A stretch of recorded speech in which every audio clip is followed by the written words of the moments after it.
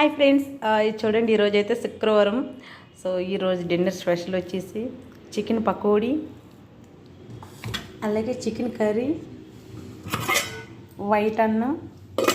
So నిజానికి ఈ మూడిములు మా ఇంట్లో కాదు, వేరే నేను పనిచేసే బ్యాచిలర్ భయ్య వాళ్ళ ఇంట్లో. అయితే ఈ వంటలు కాస్త ఈ చికెన్ కర్రీ, ఈ చికెన్ పకోడీ, ఈ అన్నం ఒక్కరికి మాత్రమేని. అట్లీస్ట్ ఇద్దరు కూడా తినరు. నార్మల్గా ఇది హాఫ్ కిలో, ఇది హాఫ్ కిలో. సో ఇది బోన్లెస్ చికెన్ కూడా కాదు. చికెన్ పకోడీకి సపరేట్ కొట్టిపిస్తారు కదా, వీళ్ళు అలా కూడా తీసుకురాలేదు. పాపం బ్యాచిలర్ కదా, వాళ్ళకి తెలియలేదు. ఎప్పుడు బయట కొనుక్కొని తినడమే తప్పిస్తే ఇంట్లో ఎప్పుడు చేసుకోరు కాబట్టి.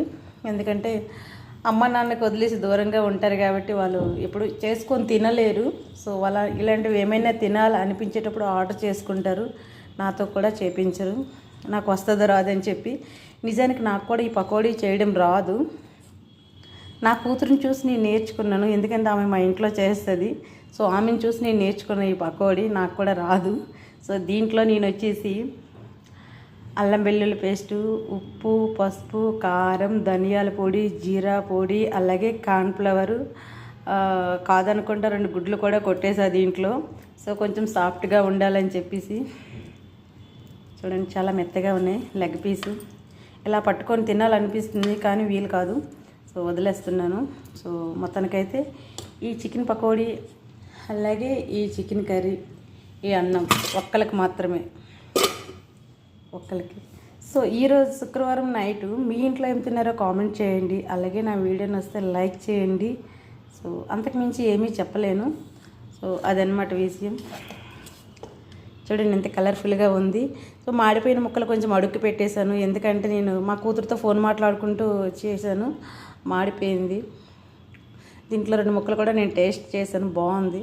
ఫస్ట్ టైం చేసినా కూడా బాగుంది. ఫస్ట్ టైం కాదు, సో నాకు రాదు, కానీ ఫస్ట్ టైం చేయించారు, అప్పుడు బాగుందని చెప్పేసి ఇది రెండోసారి అనమాట నేను చేయడం వాళ్ళ ఇంట్లో చికెన్ పకోడీ. అయినా కూడా బాగానే ఉంది. ఒకసారి చేసినప్పుడు బాగుంటే కదా రెండోసారి చేపిస్తారు. సో ఈ వీడియో కొంతమంది ఎదవలు చూస్తే ఏమనుకుంటారంటే, అమ్మో దీనికి ఏం తక్కువ అని అనుకుంటారు, దీనికి అవసరమా అని అనుకుంటారు. సో అనుకుంటారు కానీ ఒక లైక్ అయితే మాత్రం కొట్టరు. అక్కడ దాకా ఎందుకు, మా ఇంట్లో వాళ్ళే నన్ను లైక్ కొట్టరు. ఇంకా ఎవడో ఎక్కడో ఏంటో వాళ్ళు కొడతారా, అండం ఎండం వదిలేయడం తప్పిస్తే అంతేని. సో ఫ్రెండ్స్, నా బాధ మీకు అర్థమైంది అనుకుంటా. సో నా బాధ మీకు అర్థమైతే నా వీడియో నచ్చితే ఒక్క లైక్ చేయండి. సో మీరేం తిన్నారో కామెంట్ చేయండి.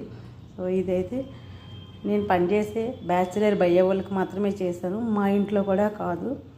సో అంతే ఫ్రెండ్స్.